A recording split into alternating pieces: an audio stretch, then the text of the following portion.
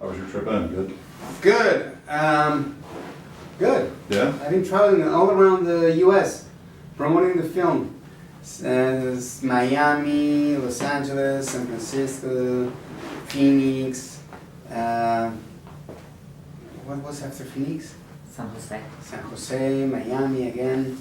Then. Do you get to enjoy your time when you go to these places? No. Not at all. You're in a hotel room the whole time, like. Yeah, you're just from here to there. I don't have time even to know the city or anything. Yeah.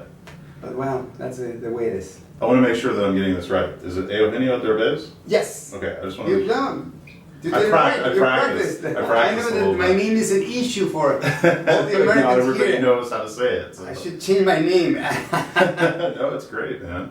Well, thank you very much for coming to Dallas and especially to promote this. This was so much fun. I really enjoyed this a lot. And I was especially excited when I found out about it because I know Ken Marino and I've interviewed him a few times. Really? Yeah, and so it seemed like it'd be kind of a fun thing to have him directing you with his comedic sensibilities and your comedic sensibilities working together. And I think you guys really made some magic here. Yeah, it's really funny. I mean, he's a genius. He was always bringing new jokes to the scene. And he was always improvising, so it was a lot of fun shooting the film. And the cast is amazing. I mean, Rob Lois, I never thought he was going to be that funny. You guys have really great chemistry together. Yes. Yeah. I would love to see you guys just do buddy comedies for the rest of your life. I know. I felt really comfortable working with all of them. I mean, Kristen Bell was such a doll. She was really funny too. Michael Cera, I'm a huge fan of him. That guy just opened his mouth and you start cracking up. And Salma Hayek, I had an amazing time with her. A lot of chemistry too with Salma. I mean, everyone, adorable. Everyone was amazing comedians and human beings. Yeah, absolutely. And can I say that watching the cat claw its way over your back is one of my favorite scenes in any comedy ever. Really? I think I nearly fell out of my chair laughing. Well, that was real. I came back Your reaction home. looked real. Well, I came back home and my wife was like, "What the?" It was a cat. It was shooting. I was like, should I believe it? Was like, really? There's those scratches in my back. It was a cat. It was not a lady. I wanted to ask you about, because you've directed a lot of films and you've written a lot of films, but this was one that you were just kind of like, I'm just going to show up and do this, and you were producing it. Yes. But you weren't writing it or anything. Is it more freeing for you to allow someone else to do that and you just kind of show up and be the actor and just act out their dialogue? Or how do you feel about that? Is it a little more nerve-wracking maybe sometimes? Yes and no. Yes, because I decided not to direct this film because this is my first movie starring in English. Mm. So I didn't want to do everything. I was afraid of probably making a mistake or not connecting with the American kind of humor. I know perfectly how to make Latinos laugh in Spanish, but English is a completely different animal and different culture. And comedy depends on where you were born, if you are rich, poor, if you are boy, girl, your age, everything is different. When you need to make some people laugh, depends on a lot of things. Drama is different. You cry, we all cry, the entire world cry of the same issues. If someone dies, if you're in love with someone and you lose your love. But comedy is really hard to travel. So I didn't want to make any mistake, so that's why I decided in my first movie not to direct, only to produce. And I just, of course, I give a lot of input on the script, but I wanted Ken Marino to direct this movie. Yeah, I did want to ask you about that because I was curious if you got to improvise quite a bit in the film. Yeah, a little bit, but it was perfect because it was a mix between my humor and Ken's. That is, he knows perfectly the general market. So I think we got a perfect blend between the humor, the American humor, and the Latino humor. Yeah, it's a great cross-cultural comedy. Like, 'cause it really, like when you would switch back and forth to doing Spanish with subtitles and doing it in English, it never felt forced. It felt very natural. It felt like these are real people, and this is exactly how they would behave, and this is exactly how they would talk. And I thought that was so great because I Yeah. think now you've got two audiences that can absolutely appreciate what's going on. Exactly, and I know this movie is basically for the general market, and it's almost all the movies in English.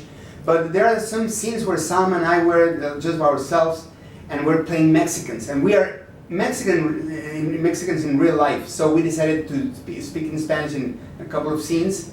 So it feels natural and it feels different, and I think it feels fresh. Mm-hmm. It's not the classic comedy that you can, American comedy, because it has a different touch. So it could be interesting for all the Americans to watch a different kind of humor, and it's going to be interesting for the Latino audience to watch a movie that is kind of different.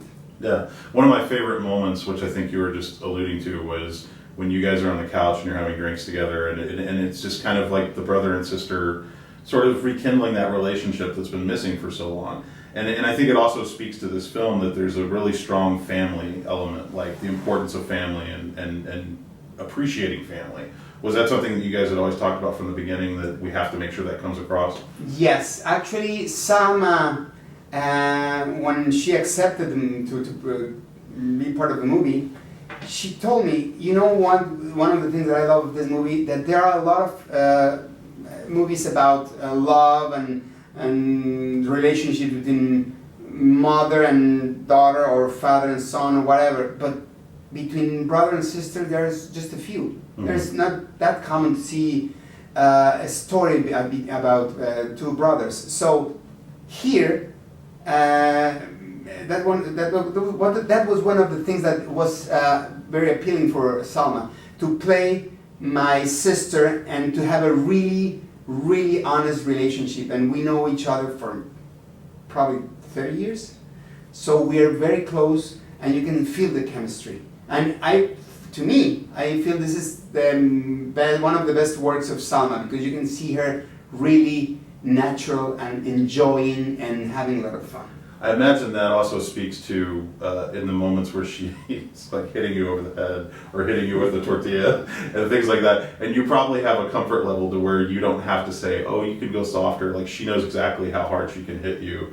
She was hitting me really hard. If you watch the movie, you can tell that she was really hitting me hard. And it was great, because we were having a lot of fun. And in real life, you hit your brother or your sister, well, especially if there's the sister and the brother, you hit him really hard. You're not like, no, you're really hitting him. So she was really hitting me in the head. You've got the bruises to show it. Right? I know. Yeah. How important is it to you also? One of the things I think you excel at, I mean, you're a great, you have a great body language comedy and things like that, but when it comes to physical comedy, there are quite a few scenes in this movie as well, like where like Rob Riggle shows up and they're kind of beating you up and stuff like that. Is physical comedy, what's more fun, physical comedy or just doing things with dialogue? What do you like doing better? I love physical comedy, because you don't need a language. When you do just physical comedy, works in any country. You don't need to know the language. It plays so easily, and everyone can laugh at the same stuff. So to me, and I love it. I feel that it's kind of one of my strengths is to do physical comedy, and I love doing that. So I would go for physical comedy. Well, okay, we have to wrap it up, but the last thing I want to ask you about was your son plays you in the movie. Yes, and was that something that was that kind of a last second decision, or had you planned on that ahead of time? Because I think it's so perfect, and he captures the essence of you, in that one brief moment. So it's such a great. It was perfect. Actually, let me tell you the story, because when the writers came with the scene, they were figuring out, well, how can we resolve this? Probably with makeup, probably with CGI, special effects. And I was like, guys, I have the perfect solution. I have a son that is exactly that age. He looks gorgeous. He looks like me. He was perfect. And they were like, really? So when they saw my kid, my son, they were like, and it's really funny, because Salma was like, Eugenio, you did an amazing casting. Where did you get this guy? He's exactly like you, but handsome. Well, like, I planned this 25 years ago. But yeah, it's my son, and he looks amazing, amazing. And one last thing, let me tell you that when we were preparing for the movie, he was on a very strict diet to get really lean and fit, and I was in a very strict diet to gain weight for the movie. So it was really uncomfortable to go to the same restaurant, because he was just asking for a couple of a piece of lettuce and just some vinegar, and I was eating pizzas, hamburgers, everything.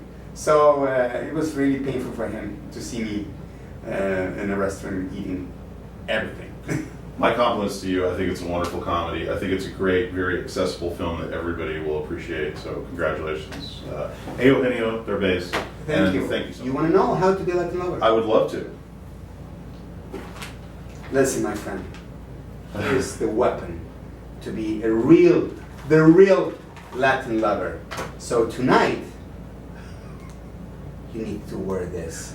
Okay. Okay, so you get into the bathroom, okay, you put this, just this, anything else, and you come out of the bathroom, of the shower probably, and you say to your lady, hello baby, hello.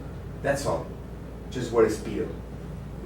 You will become the real, authentic Latin lover. Trust me. I believe you. I'm kidding. There's nothing worse for a woman to see a guy in a yellow Speedo. You always should wear something else, but the Speedos are like not sexy at all, right? I don't know. Judging by the poster, I would disagree.